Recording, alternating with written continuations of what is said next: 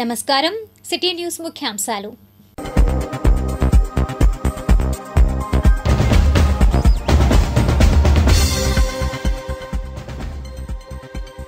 జనవరి నుంచి రాజధానిలో అభివృద్ధి పనులు ఆరంభం. మంత్రి నారాయణ వెల్లడి.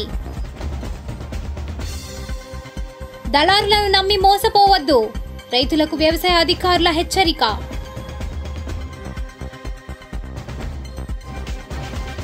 బడుగుల జీవితాల్లో వెలుగులు రావాలి. సిపిఎం సమావేశాల్లో కామ్రేడ్స్ వాయిస్.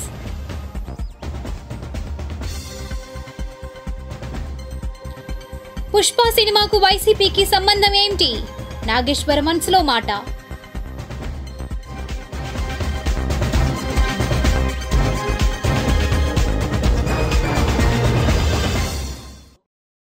ఇప్పుడు దుగ్రాల సమాచారాన్ని తెలుసుకుందాం.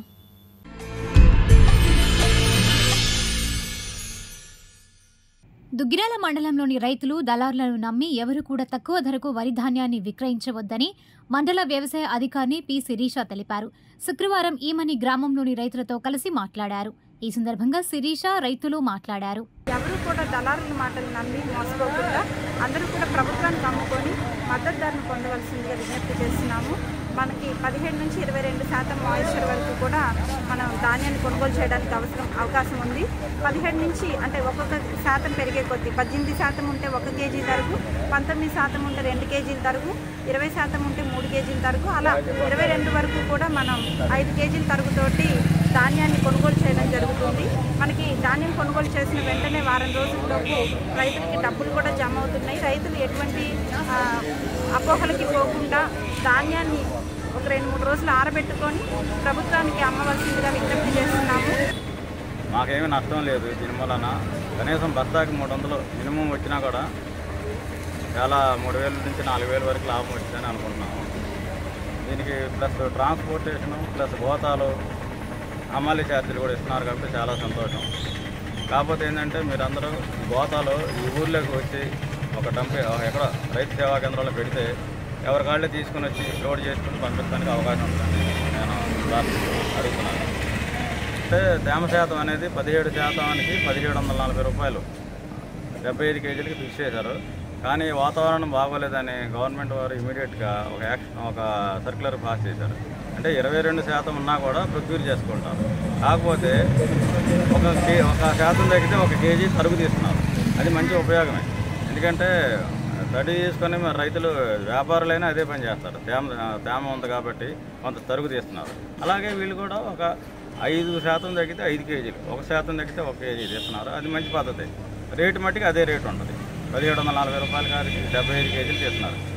దుగ్గిరాల డాక్టర్ కొత్త రఘురామయ్య మెమోరియల్ డిగ్రీ కళాశాల నందు శుక్రవారం ఎయిడ్స్ పై అవగాహన దినోత్సవం నిర్వహించారు. ఈ కార్యక్రమాన్ని ఎన్ఎస్ఎస్ యూనిట్ ఆధ్వర్యంలో జరిపారు. ఈ కార్యక్రమానికి ముఖ్య అతిథిగా ప్రాథమిక ఆరోగ్య వైద్య అధికారిని సి ఇందిరా హాజరయ్యారు. ఈ కార్యక్రమంలో కళాశాల principal Kotha Giridhar, vice principal T Raghuvareddy, Y Purnachandrarao, Janamma, Alikhan, NSS అధికారి బి రాంబాబు, విద్యార్థులు పాల్గొన్నారు. ఈ సందర్భంగా ఇందిరా మాట్లాడారు. మీకు తెలుసా, ఆంధ్రప్రదేశ్ రాష్ట్ర ప్రభుత్వ ప్రధాన కార్యదర్శి ఎవరు? ఆంధ్రప్రదేశ్ రాష్ట్ర ప్రభుత్వ ప్రధాన కార్యదర్శి నీరబ్ కుమార్ ప్రసాద్. తుళ్లూరు పరిసర ప్రాంతాల్లో వివిధ కార్యక్రమాలు జరిగాయి. వివరాలు రాజధాని రిపోర్ట్లో.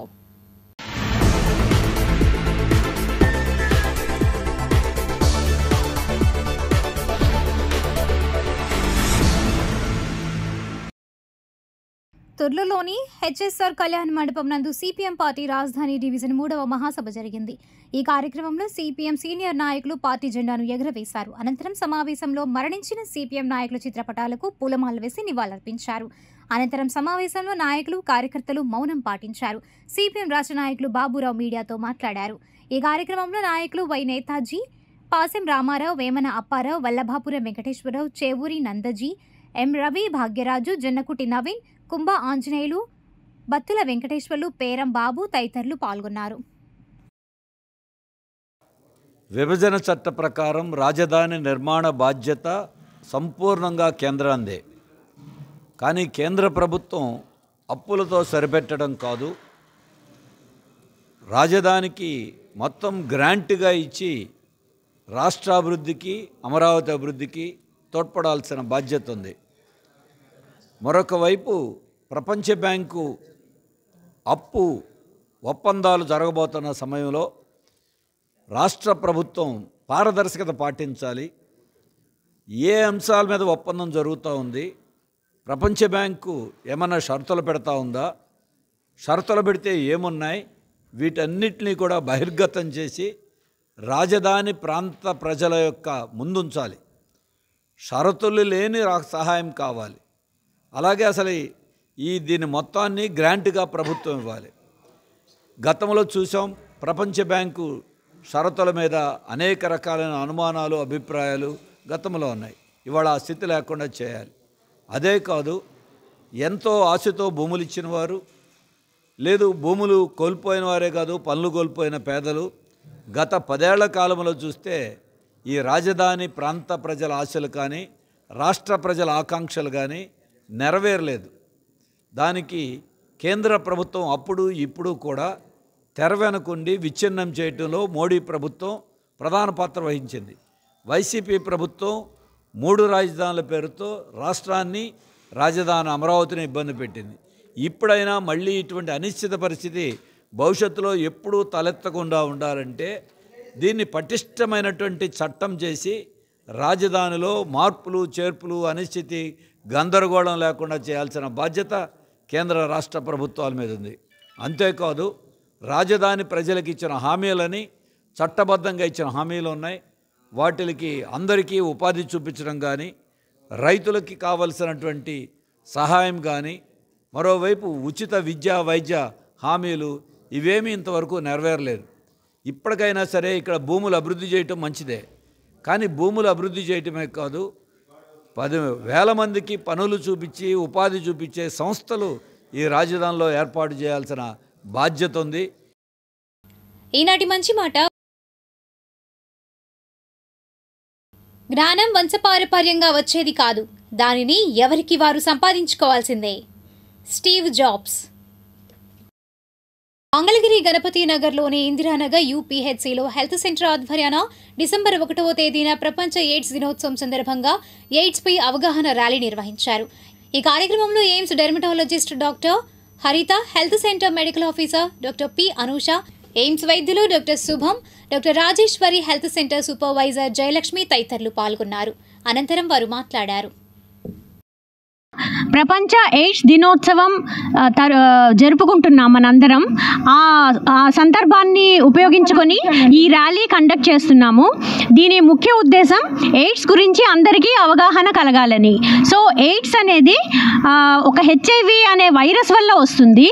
ఈ వైరస్ కొంచెం ఈ అసురక్షితమైన సంభోగం వల్ల కానీ, తల్లి నుండి పిల్లలకి కడుపుతో ఉన్నప్పుడు పిల్లలకి కానీ, లేకపోతే తల్లి పాల నుంచి పిల్లలకి కానీ, లేకపోతే ఈ సూదులు, మత్తు మందులు సూదుల ద్వారా ఎక్కించుకోవడం, ఆ సూదుల్ని ఒకళ్ళు షేర్ చేసుకోవడం అట్లా కానీ, లేదంటే నెక్స్ట్ ఈ రక్తం, బ్లడ్ ట్రాన్స్ఫ్యూషన్ అంటాం కదా, రక్తం ఎక్కించుకోవడం ద్వారా ఇట్లా రావచ్చు. సో ఇవి ఒకవేళ వస్తే ఏమన్నా డౌట్ ఉన్నా ఉచితంగా గవర్నమెంట్ హాస్పిటల్లో ఐసీటీసీ సెంటర్లో పరీక్షలు చేస్తారు. ఏ ప్రైవేట్ మెడికల్ కాలేజ్ అయినా, గవర్నమెంట్ మెడికల్ కాలేజ్ అయినా ఈ పరీక్షా కేంద్రాలు ఉన్నాయి, ఉచితంగా చేస్తారు. అట్లా ఒకవేళ ఉందని తెలిస్తే ట్రీట్మెంట్ కూడా ఉచితంగా ఇస్తారు. ఎన్నాళ్ళు ఇస్తారంటే అది మొత్తం షుగర్కి, బీపీకి ఎట్లా వాడతామో అది కూడా ప్రతిరోజు వేసుకోవాలి మాత్రలు. దానికి పోషకాహారం తీసుకోవడం, మంచి కాచి చల్లార్చిన నీళ్లు తాగడం, యోగా, నిద్ర, మంచి నిద్ర, ఇట్లాంటి జాగ్రత్తలు తీసుకుంటే వాళ్ళు కూడా మనలాగే అందరిలాగే జీవిస్తారు. సో వాళ్ళని మనం చిన్న చూపు చూడకుండా మనం ఆ హెచ్ఐవిని మన భారతదేశం నుంచి కంప్లీట్గా నిర్మూలించడానికి ప్రయత్నం చేయాలి. వరల్డ్స్ ఎయిడ్స్ డే అనేది డిసెంబర్ 1 జరుపుకుంటామండి. దానికి ముందుగా ఏంటంటే మనకి ఎయిమ్స్ నుంచి డాక్టర్ హరిత మ్యామ్, డెర్మటాలజీ మేడం వాళ్ళ టీంతో పాటు, తర్వాత సిఎఫ్ఎంఎస్ డిపార్ట్మెంట్ నుంచి రాజేశ్వరి మేడం వాళ్ళ టీంతో పాటు వచ్చి మనకి ఇక్కడ మెయిన్గా మా ఆశాలకి, ఏఎన్ఎంలకి అవగాహన కార్యక్రమం అనేది కండక్ట్ చేశారు. దాంతోపాటు పేషెంట్స్కి, మన స్కూల్ స్టూడెంట్స్ అందరికి కూడా ఆ ఎయిడ్స్ అనేది మనం ఆ స్టిగ్మా ఎలా ఉంటుంది, వాటి వాటి లక్షణాలు ఏంటి, ఎలాంటి లక్షణాలు ఉన్నప్పుడు మన హాస్పిటల్కి వచ్చి చూపించుకోవాలి అనేవి కూడా అందరికీ వివరించడం జరిగింది. దీని యొక్క ముఖ్య ఉద్దేశం ఏంటంటే మనకి ఆ అవేర్నెస్ వల్ల ఏంటంటే మనం తొందరగా ఆ వ్యాధిని గుర్తించుకొని దానికి తగిన మందులు వాడితే ప్రాణానికి ప్రమాదం కాకుండా ఉంటుంది. అండ్ మెయిన్గా దీనికి సంబంధించిన టెస్టులు మీ చుట్టుపక్కల ఉన్న ఆరోగ్య కేంద్రాలు యూపీహెచ్సిస్ అన్నింటిలో కూడా ర్యాపిడ్ టెస్ట్లు అవైలబుల్గా ఉన్నాయి. వాటిల్లో ఇన్ కేస్ పాజిటివ్ వస్తే మనం దగ్గరగా ఉన్న ఐసీటీసీ సెంటర్స్ ఉన్నాయి, మనకి జీహెచ్ మంగళగిరి ఉంది, ఎన్ఆర్ఐ ఉంది, ఎయిమ్స్ ఉంది, ఇవన్నీ కూడా మేము పంపిస్తాము. అక్కడ మనకి ఫ్రీగా మెడిసిన్స్ కూడా ఇస్తారు. సో మీరు దాని గురించి ఎవరు దాన్ని ఒక అంటే సిగ్గుపడటం కానీ అదేదో వేరే ఇదిలాగా మీరు ఎవరు అనుకోకుండా మీరందరూ వచ్చి మీకు ఏదన్నా మనం ఇయర్లీ కూడా మనం స్క్రీన్ చేయించుకుంటే మంచిదండి. సో అవన్నీ చేయించుకోవాల్సిందిగా కోరుకుంటున్నాను. దాంతోపాటు మెయిన్గా ఇది నీడిల్స్ ద్వారా సోకుతుంది కాబట్టి బ్లడ్ ద్వారా మనం ఏదన్నా ఈ డ్రగ్స్ ఎవరికైతే అలవాటు ఉన్నాయో వాళ్ళల్లో చాలామందికి హెచ్ఐవి కేసెస్ అనేవి చూస్తున్నాము. సో అలాంటివి చేయకుండా ఉండడం, తర్వాత ఈ బ్లడ్ ట్రాన్స్ఫ్యూజన్స్ అప్పుడు మంచి హాస్పిటల్స్లో చక్కగా కేర్ తీసుకునే హాస్పిటల్స్లో చేయించుకోవడం, ఇవన్నీ కూడా చేయించుకోవాల్సిందిగా కోరుకుంటున్నాను. Thank you. చినకాకాని ఎన్ఆర్ఐలో ఈ నెల 30 డిసెంబర్ 1 తేదీలలో జాతీయ అలర్జీ కాన్ఫరెన్స్ జరుగుతోందని గుంటూరు, కృష్ణా జిల్లాల పిల్లల సమైక్య ప్రతినిధి డాక్టర్ సాయి ప్రసాద్ తెలిపారు. దీనికి సంబంధించిన వివరాలను ఆయన సిటీ న్యూస్కు వివరించారు. Good afternoon. నేను డాక్టర్ సాయి ప్రసాద్ని, కన్సల్టెంట్ పీడియాట్రిషియన్ మంగళగిరి. ఈరోజు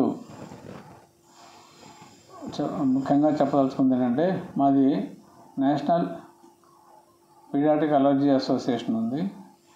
దాని తరఫున మంగళగిరిలో ఉన్న ఎన్ఆర్ఐ మెడికల్ కాలేజీలో నవంబర్ 30 డిసెంబర్ 1, 2024 ఇది పీడియాట్రిక్ అలర్జీ కాన్ఫరెన్స్ జరుగుతున్నదన్నమాట. ఇందులో ముఖ్యంగా ఏంటంటే దేశ విదేశాల నుంచి చాలామంది డెలిగేట్స్ వస్తున్నారు. అలాగే మన జాతీయంగా రాష్ట్రంలో నుంచి ఈ పీడియాట్రిక్ అలర్జీలో స్పెషలిస్టులు ఉన్న డాక్టర్స్ అందరూ వస్తున్నారన్నమాట. దీన్ని గుంటూరు, కృష్ణా డిస్ట్రిక్ట్ల పీడియాట్రిక్స్ అసోసియేషన్స్ రెండు కలిసి సంయుక్తంగా నిర్వహిస్తున్నాయన్నమాట. దీంట్లో వివిధ రకమైన ఎలర్జీలకు సంబంధించి చిన్నపిల్లలు వచ్చే ఎలర్జీలకు సంబంధించి ఎలాగా రోగ నిర్ధారణ చేయాలి, ఏ రకమైన పరీక్షలు చేయాలి, ఏ రకమైన వైద్యం చేయాలనే దాని మీద చర్చలు, తర్వాత సెమినార్సు, అలాగే మనం దాని గురించి నేర్చుకోవడం కూడా జరుగుతుందన్నమాట. ఇప్పుడు మనకు దేశంలో చాలా వరకు ఇప్పుడు ఎలర్జీస్ బాగా పెరిగిపోయినాయి, ప్రపంచవ్యాప్తంగా కూడా బాగా పెరిగిపోయినాయి.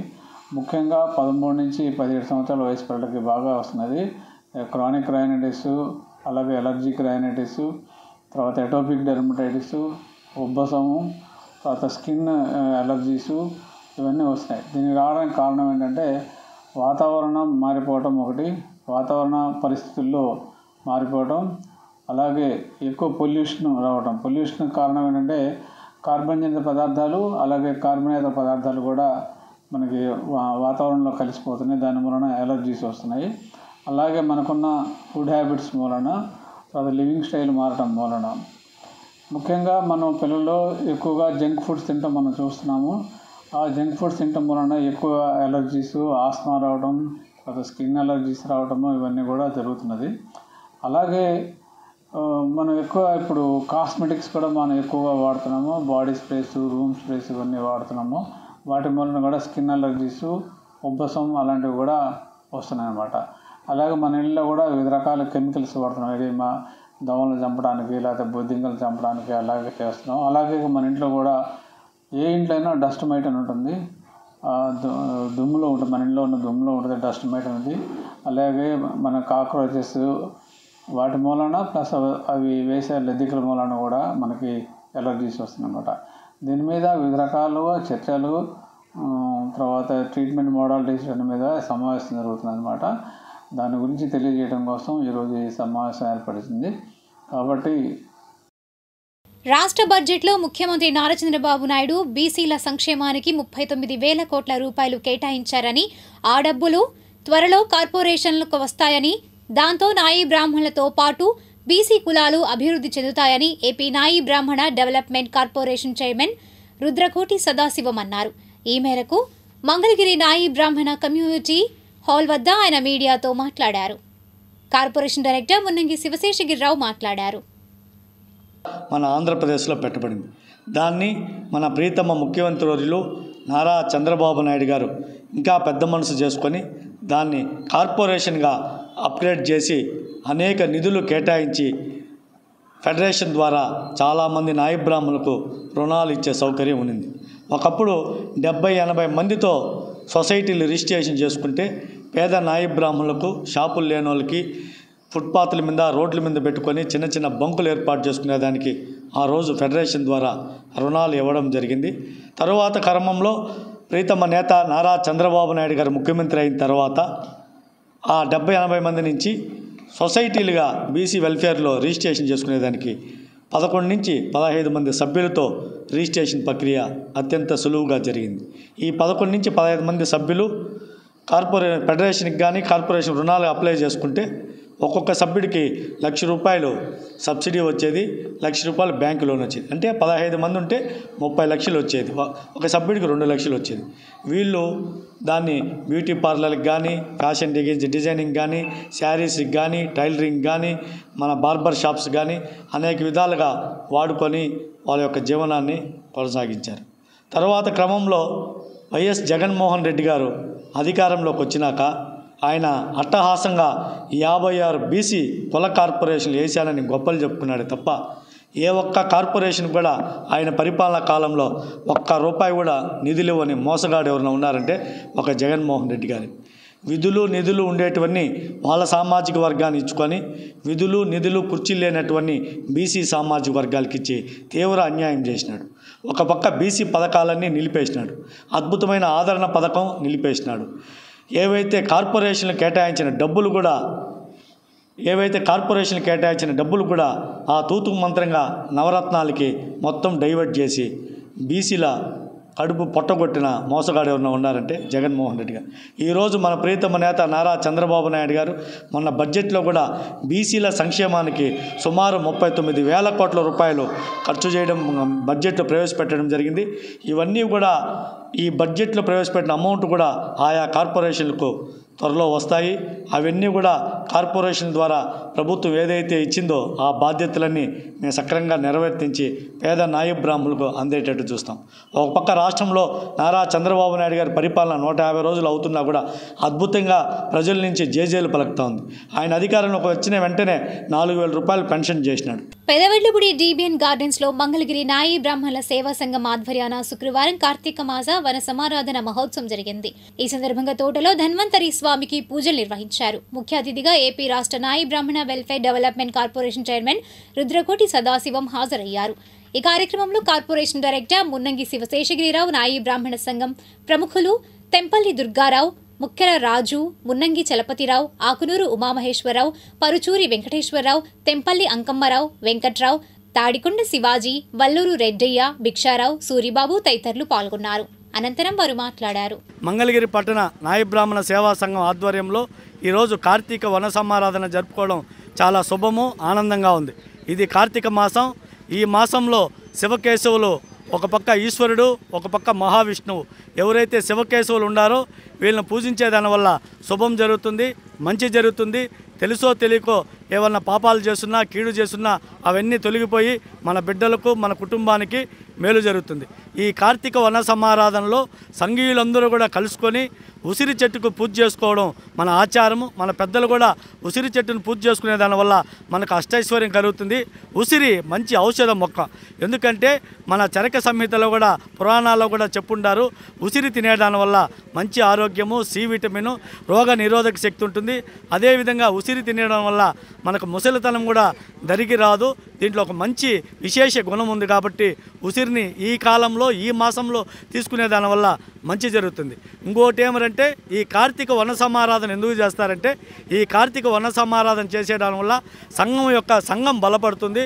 సంఘీయుల యొక్క అభిప్రాయాలు తెలుసుకునేదానికి అందరూ కూడా సామాజిక వర్గంలో ఉండే పెద్దలు, చిన్నలు, మహిళలు అందరూ కూడా ఈ వన సమారాధన కార్యక్రమంలో పాల్గొంటే వాళ్ళ యొక్క అభిప్రాయాలు అన్నీ తెలుసుకొని వాళ్ళ యొక్క యోగక్షేమాలు తెలుసుకునేదానికి పెద్దలు పెట్టిన పెట్టిన ఆచారం. ఒక పక్క ఉసిరి చెట్టుకు పూజ చేసుకునే దానివల్ల మంచి జరుగుతుంది, ఒక పక్క మన కుల సంఘీయులు అందరూ కూడా కలవడం వల్ల వాళ్ళ యొక్క అభిప్రాయాలు తెలుస్తాయి. పెదవడ్లపూడి DBN గార్డెన్స్లో స్థానిక ప్రాథమిక ఆరోగ్య కేంద్రం కార్తీక వన సమారాధన మహోత్సవం నిర్వహించింది. వివరాలు ఇలా ఉన్నాయి. పెదవడ్లపూడి DBN గార్డెన్స్లో కార్తీక మాసాన్ని పురస్కరించుకుని పెదవడ్లపూడి ప్రాథమిక ఆరోగ్య కేంద్రం ఆధ్వర్యంలో కార్తీక వన సమారాధన మహోత్సవం జరిగింది. ముఖ్య అతిథిగా జిల్లా వైద్య ఆరోగ్య శాఖ అధికారి డాక్టర్ కె విజయలక్ష్మి హాజరయ్యారు. ఈ సందర్భంగా డాక్టర్ విజయలక్ష్మి మాట్లాడుతూ ఒక కుటుంబం వలె వన సమారాధన మహోత్సవం జరగడం సంతోషంగా ఉందన్నారు. మెడికల్ ఆఫీసర్లకి హెల్త్ సెంటర్ల సిబ్బందికి మధ్య కుటుంబ వాతావరణం మాదిరిగా ఉంటే హెల్త్ సెంటర్లో పని బాగా జరిగి రోగులకు మరింత విశిష్ట సేవలు అందించగలుగుతారని అన్నారు. ఈ కార్యక్రమంలో డిప్యూటీ DMHO డాక్టర్ అన్నపూర్ణ, జిల్లా మలేరియా ఆఫీసర్ డాక్టర్ సుబ్రాయన్, జిల్లా ఇమ్యూనైజేషన్ అధికారి doctor A Shravan Babu, DPMO doctor CH Ratnamanmohan, ఆరోగ్య కేంద్ర medical officer doctor Ramesh, MTMC పరిధిలోని హెల్త్ సెంటర్ల మెడికల్ ఆఫీసర్లు doctor P Anusha, doctor Satish, doctor Ramanand, doctor Sheikh Mubina, doctor Shanthakumari, doctor Anusha, doctor Nagendrababu, malaria sub unit officer A Srimannarayana, supervisor Sagar, PHN Swarnalatha, MPHEO Durgaprasad, health సూపర్వైజర్లు పట్టెం లాజర్, రాణి తదితరులు పాల్గొన్నారు. మంచి ఫ్యామిలీ అట్మాస్ఫియర్ లాగా ఈ ఫంక్షన్, ఈ వనభోజనాలు జరుపుకోవడం జరిగింది. సో దానికి డాక్టర్ గారికి అండ్ ఎంటైర్ PHC స్టాఫ్ అందరికి కూడాను నా ధన్యవాదాలు. సో ఇటువంటి అంటే డాక్టర్ మెడికల్ ఆఫీసర్స్కి స్టాఫ్కి ఒక ఫ్యామిలీ మెంబర్స్ లాంటి అట్మాస్ఫియర్ ఉంటే PHCలో వర్క్ 100% చేయగలుగుతారు. సో మంచి అట్మాస్ఫియర్ ఉంది PHCలో. I congratulate the medical officers both doctor Ramesh and Satish. Thank you. ఇప్పుడు ఆధ్యాత్మిక సమాచారాన్ని వీక్షిద్దాం. కార్తీక మాసం మరియు స్వాతి నక్షత్రం శ్రీ లక్ష్మీ నరసింహస్వామి నక్షత్రం సందర్భంగా ఈరోజు సాయంకాలం శ్రీ లక్ష్మీ నరసింహస్వామి దేవస్థానంలో సుదర్శన చక్ర సహిత శ్రీ కోటి దీపోత్సవం ఓం శ్రీ మణిద్వీపం చారిటబుల్ ట్రస్ట్ వారి ఆధ్వర్యంలో జరిగింది.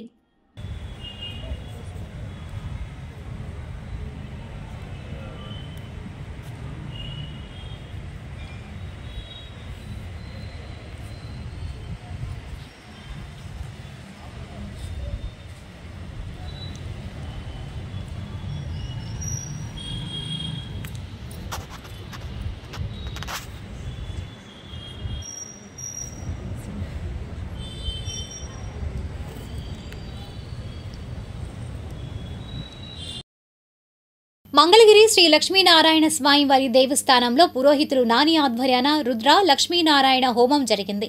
భక్తులు అధిక సంఖ్యలో హాజరై పూజలు నిర్వహించారు. ఈ సందర్భంగా హోమ విశిష్టతను పురోహితులు నాని వివరించారు. ఇది అంతా కూడా లోక కళ్యాణార్థం, లోక రక్షణార్థం పచ్చని పంటతో ఈ దేశమంతా కూడా సుభిక్షంగా ఉండాలి అని మంచి సంకల్పంతో ఈ కార్యక్రమం చేయడం జరుగుతోంది.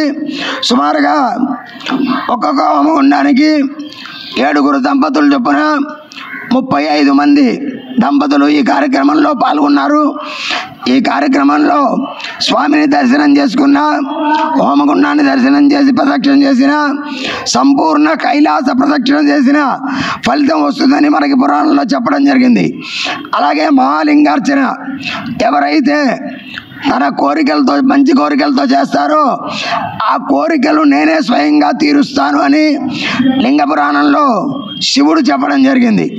అలాగే మహాలింగార్చన చేస్తే ఎంత ఫలితం అయ్యా అంటే అది వివరించడానికి వీలు కాదు. అనంత పుణ్య ఫలితాలు కలుగుతాయని లింగ పురాణంలో చెప్పడం జరిగింది. అందుకని ఇక్కడ మధ్యాహ్నం 3-2 గంటల నుండి మహాలింగార్చన చక్కగా దీక్షా వస్త్రాలు కట్టుకొని స్ఫటికమాలలో వేసుకొని దీక్షగా మహాలింగార్చన అంటే పుట్టమట్టితో 365 శివలింగాలు చేసి దానికి 11 ఆవరణార్చనలు, ఏకాదశి ఆవరణార్చన. ఎందుకంటే యుగ ధర్మం ప్రకారంగా కృతయుగంలో రత్నలింగానికి అభిషేకం చేయాలి. అలాగే త్రేతాయుగంలో బంగారపు లింగానికి అభిషేకం చేయాలి. ద్వాపర యుగంలో పాదరస లింగానికి అభిషేకం చేయాలి. కలవు పార్థివంతు అంటుంది శాస్త్రం. అంటే కలియుగంలో పార్థివ అంటే పుట్టమట్టి లింగానికి అభిషేకం చేస్తే అభీష్టాలు నెరవేరుతాయి అని చెప్పని పురాణాల్లో చెప్పడం జరిగింది. అందుకని ఇక్కడ మనం మధ్యాహ్నం 2 గంటలకి మహాలింగార్చన 365 కైలాస ప్రస్తర యంత్రం పెట్టి ఇక్కడ అర్చన చేసి అభిషేకాదులు చేయడం జరుగుతుంది. కాజా శ్రీ అగస్టేశ్వర స్వామి వారి దేవాలయంలో కార్తీక మాస శివరాత్రి సందర్భంగా సామూహిక మహాన్యాస పూర్వక ఏకాదశ రుద్రాభిషేకం అన్నాభిషేకం నిర్వహించారు. ముఖ్య అతిథిగా టీటీడీ ట్రస్ట్ బోర్డు సభ్యురాలు తమ్మిశెట్టి జానకీదేవి హాజరయ్యారు. అనంతరం వారు మాట్లాడారు. ఈ యొక్క స్వామివారికి అన్నాభిషేకం అన్నపూర్ణే సదాపూర్ణే శంకర ప్రాణవల్లభే అంటే ఈ యొక్క అన్నాభిషేకం చేయడం వల్ల పార్వతీ పరమేశ్వరుని కూడా పూజించినటువంటి మహాపుణ్యం కలుగుతుంది. అటువంటి అన్నాభిషేకం అనేది చాలా విశిష్టంగా చాలా అరుదుగా జరుగుతూ ఉంటుంది. ఇటువంటి కార్యక్రమం ఈ యొక్క అగస్త్యేశ్వర స్వామి వారి యొక్క దేవాలయంలో జరగడం అనేది విశేషప్రదంగా ఉంటుంది. ఈ యొక్క కార్యక్రమానికి అందరూ కూడా విచ్చేసి అమ్మవారి యొక్క అయ్యవారి యొక్క జరిగేటువంటి ఈ యొక్క అన్నాభిషేకము అమ్మవారి కుంకుమార్చన కార్యక్రమంలో భక్తులు కూడా పాల్గొని విశేషంగా ఈరోజు ఈ కార్యక్రమం చేయడం జరుగుతుంది. మంగళగిరి శ్రీ గురు దత్తాత్రేయ ఆశ్రమంలో శుక్రవారం సామూహిక ధ్యానం సత్యంగం నిర్వహించారు. ఈ కార్యక్రమంలో శ్రీమతి ఆయేషా, వల్లభనేని వాణి, అనంత సౌభాగ్యం, ఆకురాతి శంకరరావు తదితరులు పాల్గొన్నారు. అనంతరం వారు మాట్లాడారు.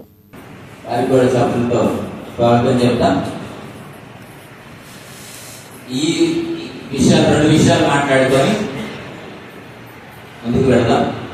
ఏమిటంటే ప్రతిసారి చెప్పారు,